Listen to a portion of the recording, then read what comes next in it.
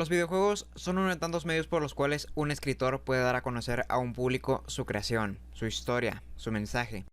Son obras que nos ponen en un entorno atrapante, que nos hacen partícipes por medio de sus personajes y su jugabilidad, y que nos involucran en una serie de vicisitudes que hacen progresar un argumento. Sin embargo, pese a que sea un medio de expresión y adaptación tan maravilloso, gran parte de las personas en el mundo que disfrutan de los diferentes artes que el ser humano utiliza para transmitir, no consideran a los videojuegos como el arte que son, y no solo eso, sino que son calificados de degradantes. Pero esta no es una acusación que los escépticos hagan hacia alguno de los aspectos intrínsecos de los videojuegos, sino que la condena recae sobre este medio y sobre toda su comunidad sin excepción, por causa de que unas pocas personas demostraron un comportamiento irracional e incivilizado por culpa de su interacción con este medio. Y los videojuegos son entonces tachados de malos de manera rápida y general, sin que esos escépticos tomen en consideración que la cantidad de personas sobre la cual estos han ejercido una influencia negativa es de 1 en 1.000.000. Y esta termina siendo una idea base para que los videojuegos sean degradados en otros aspectos, como que son una pérdida de tiempo, hacen minutos a los jugadores, producen un eventual retraso mental, entre otros mitos. Pero bueno, este es un dilema eterno el cual da material para que le haga su propio video. Es por ello que las personas enamoradas de este medio buscamos con desesperación unas cuantas obras que sobresalgan del resto, que posean un nivel de calidad con muy pocos precedentes y que puedan servir como un referente inexcusable al que todas las personas que niegan la existencia de los videojuegos como arte puedan recurrir para hacer un cambio en sus mentes y comenzar a darle el aprecio que se merece a los videojuegos. Y si bien no lográsemos nosotros con esto hacer que cambien por completo su manera de pensar, al menos conseguiríamos respetar en la nuestra, ya que todos somos libres de hacer y pensar lo que queramos siempre que no sea algo que con su práctica dañe a otros o le falte el respeto a las ideas de los demás. Como ejemplos de videojuegos trascendentales, que si bien no son las únicas obras en el medio que pueden demostrar la realidad de los videojuegos como arte, sí son creaciones muy consistentes las cuales actúan como un punto de intersección para adentrarse en el mundo de los videojuegos, no únicamente para los no creyentes, sino también para nuevos en el medio. Entre estos se encontrarían This War of Mine, Spec Ops The Line, The Walking Dead, Shadow of the Colossus, Silent Hill 2, The Stanley Parable, y van ya casi 3 años del día de salida de la obra que compone el último eslabón de mi cadena de elegidos. The Last of Us. ¿Qué se puede decir que no hayan dicho ya infinidad de personas antes que yo? Fue el juego que recibió calificaciones perfectas en todos lados, que estaba ganando premios antes de estar en el mercado. El juego del cual los fans de Minecraft y FIFA se percataron de su existencia cuando el Rubius lo empezó a subir para PlayStation 4. El juego que hizo que los nintenderos y firquisiles a la PC se compraron una PlayStation 3. El nominado Juego del Año, Juego de la Generación, Juego de la Historia, etc. El juego que está catalogado como la cúspide del repertorio de la PlayStation 3, aún por personas que ni siquiera lo han jugado. ¿Por qué? Porque es The Last of Us. La comunidad del videojuego busca muchas cosas al momento de jugar, cosas que evidentemente Naughty Dog conoce bastante bien, ya que The Last of Us tiene algo para todos los tipos de jugadores. Si me pusiera a generalizar y enumerar estos aspectos, quedarían de la siguiente manera: trama, narrativa, personajes, atmósfera, entorno, jugabilidad.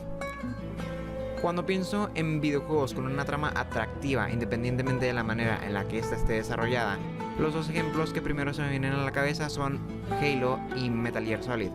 Halo por tener un universo lo suficientemente extenso y sólido como para dejar satisfecho al propio Tolkien si siguiera con vida, y Metal Gear por tener un argumento bastante bueno que casi nunca se sale de los límites del realismo. Cuando pienso en videojuegos con una narrativa más que excelente, puedo sugerir con admiración a Silent Hill 2 y a Bioshock Infinite, ambos destacables por una trama llena de sucesos abstractos cuyo desarrollo sirve para deconstruir a sus respectivos protagonistas de una manera que pocas veces se ve.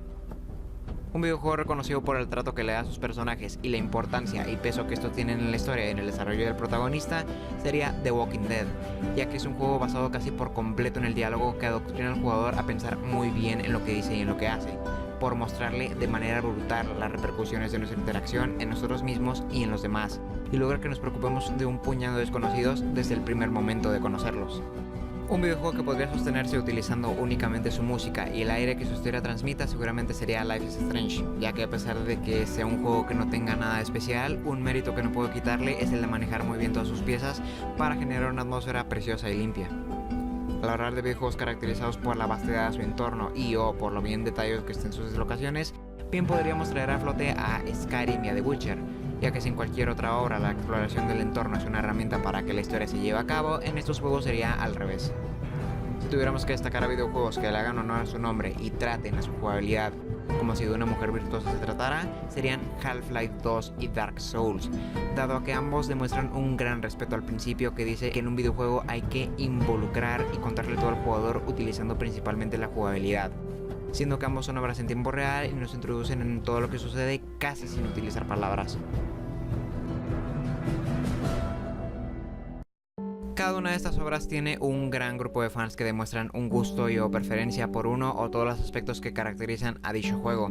Y todos somos testigos de que más de uno de los miembros de esta comunidad de fans de la que hablo gustan de exteriorizar sus opiniones en foros o en la caja de comentarios de YouTube. Y lamentablemente más opiniones de las que debieran son de personas obstinadas y que no toleran que los demás tengan ideas mínimamente diferentes acerca de sus historias favoritas en el medio.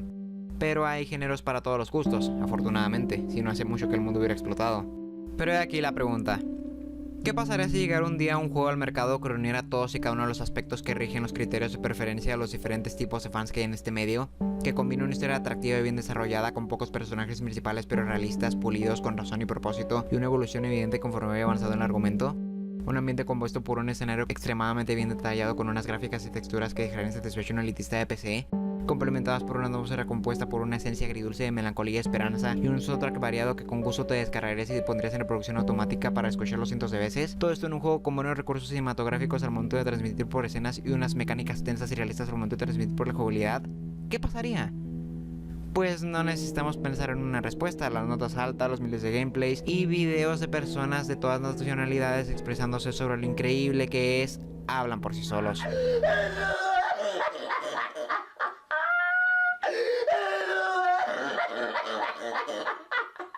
Y es que The Last of Us es un juego que demuestra en todos y cada uno de sus aspectos que es un juego que se pensó y criticó y fue muy bien premeditado por parte de sus progenitores antes de sacarlo al mercado, ya que si bien no es un juego perfecto, sí es una obra en la que es difícil sacar errores, aún en la segunda o tercera o cuarta o quinta o sexta partida que estoy seguro que todos nos echamos. El único pecado por el que podemos culpar a este juego, siendo razonables, sería por su falta de creatividad.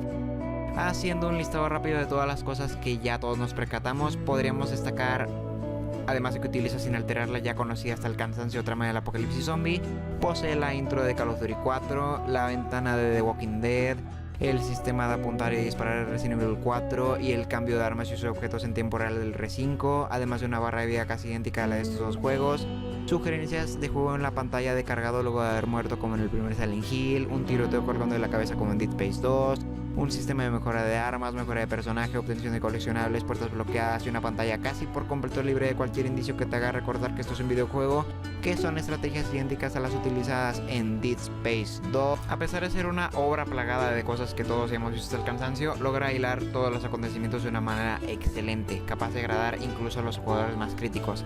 Además cabe resaltar que no se ha escrito nada nuevo en los últimos 2000 años, así que acusar de poca creatividad de The Last of Us sería acusar de este mismo pecado a todo lo que se ha escrito en los últimos años. Sí, es cierto que tiene demasiadas referencias de otras obras, pero utiliza muy bien todo lo que tiene, así que dejémoslo así. En un intento desesperado por tratar de sacarle un error, podría ponerme a decir que, a pesar de la evidente calidad que tiene su jugabilidad por la tensión que implementa, el juego no hace nada por valorar las vidas que estoy quitando y es un tema que hubiera podido deconstruir bastante bien en caso de habérselo propuesto, aunque también es cierto que se tomaría con poca seriedad si por ejemplo hubieran hecho que Joel a medio viaje desarrollara un nuevo trauma o mostrara las cicatrices que en el pasado se le formaron por los constantes asesinatos que tuvo y que tiene que realizar para sobrevivir, tomando en cuenta de que es un hombre mayor que ha tenido que matar desde hace mucho tiempo, pero en este caso no sería correcto presentar dentro de la trama del juego las repercusiones psicológicas que las acciones de Joel le dejaron, ya que el momento para hacerlo serían los primeros días de la pandemia y no ahora que han pasado tantos años, pero acusar al juego de cosas tan minuciosas como esta sería extremadamente ridículo. También podríamos ponernos a decir otras cosas con más cuerpo y sentido, como que la trama se alargue necesariamente, pero es que todas y cada una de las ocasiones en las que la trama se alarga necesariamente sirven para fortalecer la relación entre Joel y Ellie, que es el enfoque principal de todo el juego, y cada error que le saquemos tiene una contradicción igual o más justa que esta. Y hablando de Ellie, no me gusta este personaje. Es decir, respeto mucho su papel en la historia y es alguien agradable, pero no me gusta su personaje. Algo que sí me gustó mucho de ella desde el principio fue su evolución. Pasa de ser una pequeña niña asustada que no tiene ni idea de cómo es el mundo a alguien que entiende rápido y progresa a cada paso, porque la situación lo exige. Incluso en una parte la situación llegó a estar tan mal que yo tuve que cuidar a un Joel malherido y fue capaz de conseguirlo.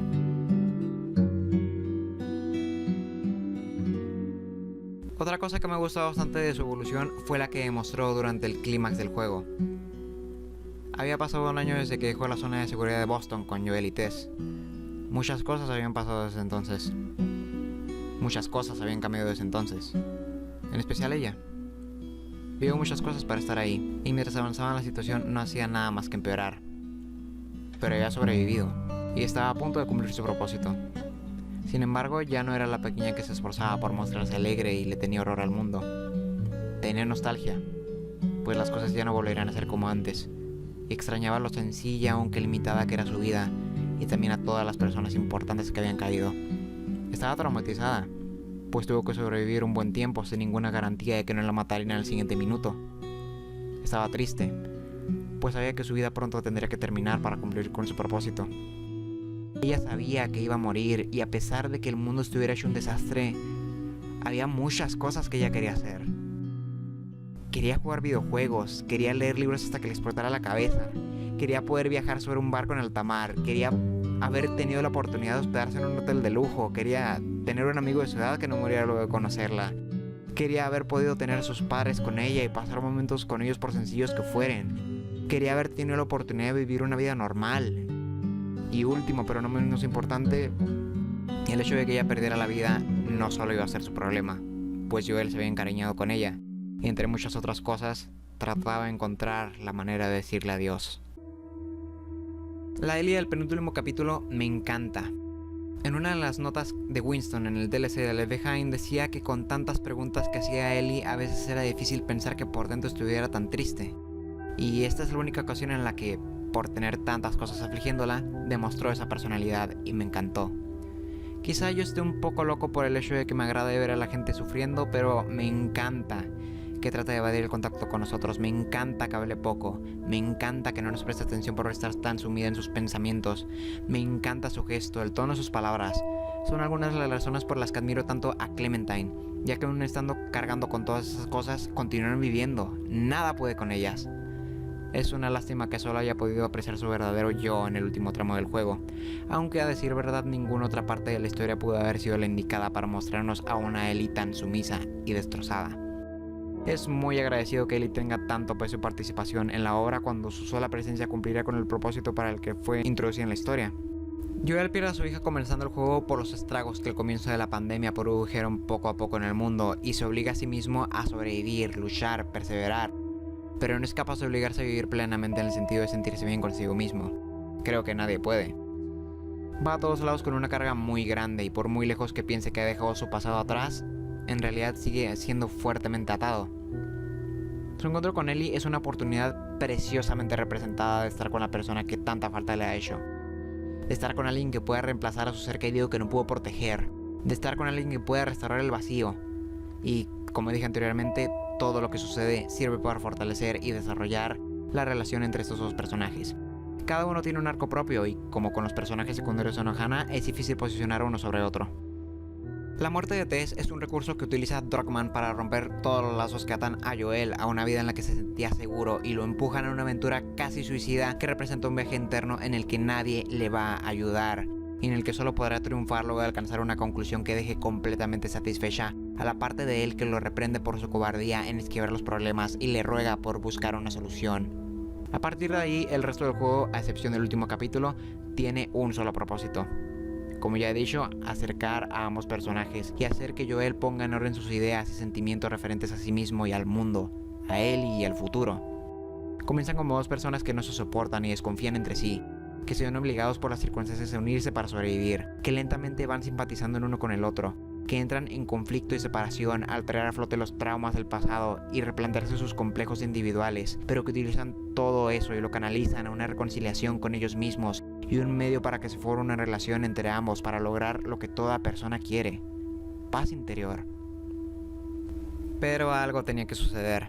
Joel no podía estar por siempre entre el perseverar solitariamente y el buscar su redención por la compañía de Ellie. Algo debía suceder que lo obligara a tomar una decisión definitiva. Joel, pese a la inmensa cantidad de ideas que tenía en la cabeza, la velocidad a la que se vio obligado a ponerlas en orden y los malos sentimientos que abundaban en él en ese momento, logró tomar una decisión y avanzó con el propósito de salvar a su hija, porque él y en eso se convirtió para él. Con esto, muchos podrán decir que el juego nos estaba enseñando a ser fieles a nuestros sentimientos y alcanzar y proteger lo que es importante para nosotros, sin importar cuántos desafíos haya de por medio. Y sí, yo concuerdo con eso, pero eso no es nada más que el principio de la cuestión. Cuando el final de The Last of Us toma profundidad es cuando nos ponemos a pensar en que si la decisión fue correcta o no. No me estoy quejando de la opción que Joel tomó, es decir, probablemente yo hubiera escogido lo mismo. Y además era una elección con fundamento a pesar de ser hecha rápidamente. Eligió el camino del que menos se arrepintiera después, y eso está muy bien. Solo quisiera exponer que deberíamos demostrar tener algo más de conciencia de todas las opciones y por lo menos darle una leve consideración a cada una antes de actuar. Pero al fin y al cabo, ¿de qué sirve que seamos conscientes si vamos a terminar eligiendo algo que sabemos puede ser incorrecto? En una pantalla de cargado de Spec Ops: The Line una vez apareció una frase que se me quedó muy grabada que decía algo como esto: no hay diferencia entre lo correcto y lo necesario. Si nos ponemos a analizar el final de The Last of Us en base a estos parámetros, entonces podemos decir que el sacrificio de Ellie era lo necesario para salvar a la humanidad y por lo tanto era lo correcto, pero ¿no es Ellie algo igualmente necesario para Joel? La muerte de Sarah es un trauma que lleva persiguiéndolo con fuerza durante 20 años y finalmente es capaz de verla de nuevo a través de Ellie. Si Joel se hubiera resignado a verla morir solo por la posible salvación de un mundo podrido, el juego hubiera dado lugar a una etapa de sanación para el mundo y de reflexión para Joel que no concuerda muy bien con el ritmo del resto del juego, pero es la única realidad en la que Ellie sería feliz, y su felicidad es lo único de lo que estoy completamente seguro que es correcto lograr, y entonces, según la perspectiva del jugador, Joel podría entrar en un periodo de miseria profunda o de introspección y circunspección que lo llevaría a crecer, liberarse de las ataduras del pasado y perseverar como persona. En caso de preferir nuestra felicidad, que fue lo que sucedió, estaremos negándole a Ellie la posibilidad de cumplir con la única meta que ha tenido en la vida, y eso nos convierte en unos egoístas. Aunque con todo esto no quiere decir que hayamos condenado al mundo. Durante el juego nos hemos encontrado con muchas buenas personas y, en palabras de Ish, nos dimos cuenta de que aún en ese mundo la humanidad es capaz de lograr cosas buenas. La psicología detrás de todo esto tomaría horas en explicarse, así que apresurémonos a sacar conclusiones. Lo correcto, según mi parecer, sería escoger algo que menos arrepentimiento produzca después, pero aun viéndolo así, es difícil tomar una decisión. Ni aun los más sabios pueden ver todos los finales que se relacionan con la pregunta de ¿qué escogería en tal situación? Para terminar de explicar brevemente todo lo que este juego me ha hecho pensar, lo compararé con Shadow of the Colossus y Silent Hill 2. James, Wander y Joel son individuos que tenían vidas normales dentro de la definición de normal y dentro de las costumbres que cada uno tenía en su lugar de origen. Los tres perdieron a la persona más importante para ellos y los tres obtuvieron una oportunidad después que, independientemente de si sea de condena o de redención, les permitiría conseguir la paz. Y los tres se embarcaron en una aventura solitaria que serviría como metáfora para un viaje interno en el que nadie más los ayudaría a alcanzar conclusiones, que los alejaba de su hogar y los exponía a un sinfín de riesgos. Y aquí empiezan las discrepancias. De esas tres obras, la mejor lograda sería Silent Hill 2, ya que la deconstrucción de su protagonista va desde su periodo de felicidad, sus errores, su búsqueda de respuestas, hasta su hundimiento, su madurez y su redención. Logra reconciliarse con su pasado, con sus errores, con sus penas, con su esposa y consigo mismo, y continúa con su vida. Shadow of the Colossus en segunda instancia no es mejor ni peor. Wander es un personaje igual de bien construido desde las etapas por las que pasa hasta la morfología de su nombre, la cual guarda significados ocultos y tienen relación con la historia y el papel que como personaje desempeña en esta. Pero su etapa de redención y su momento de seguir adelante no se ve realizada sino hasta su secuela, que es Ico. Mientras que Silent Hill 2 tuvo el mérito de construir excelentemente al personaje de James Sunderland en una sola entrega. Ambos juegos son profundos, involucran a una persona normal en una representación de sus infiernos psicológicos y cada uno evoca un repertorio de sentimientos extenso por medio de los numerosos detalles y los aspectos que los hacen especiales.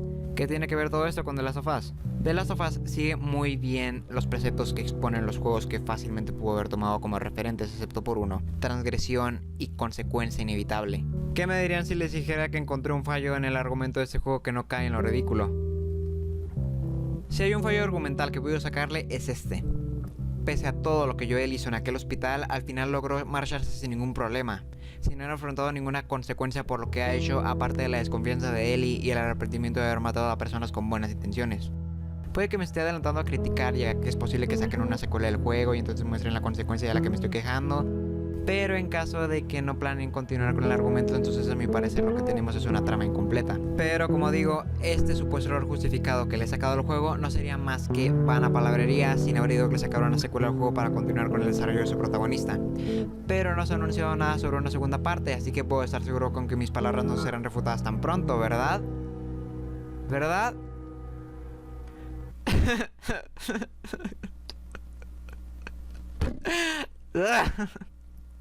Me rindo.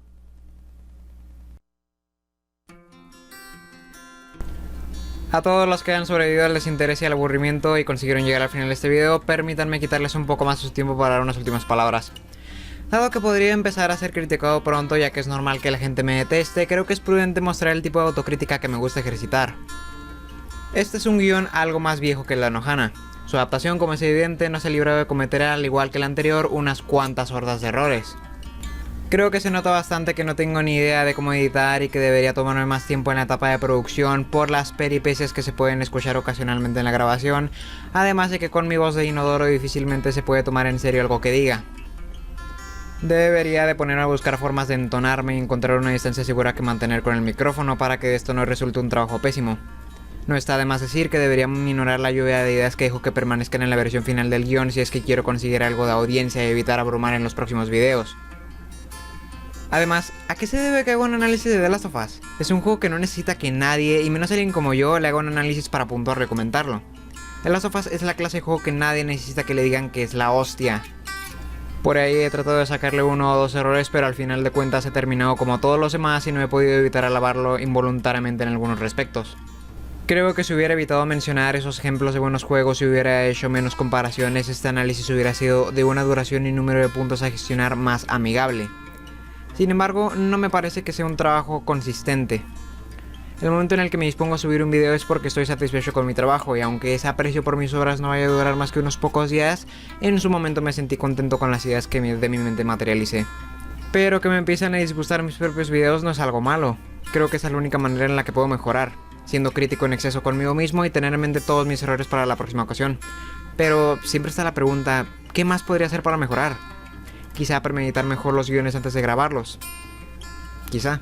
Muchos de los mejores análisis que he disfrutado y me han motivado a subir contenido a este canal han sido vlogs, es decir, creaciones que solo dependen de la palabra escrita para transmitir, y vaya que me he encontrado con excelentes opiniones por ahí.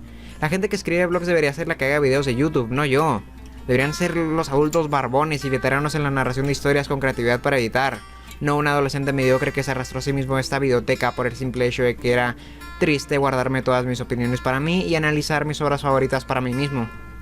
Aunque quizá así debería de ser, es decir, cualquiera puede dar una opinión. No necesariamente hay que sacarla para sentirse bien con uno mismo, pero bueno, probablemente yo sea el del problema, como siempre. Recuerdo una ocasión en la que...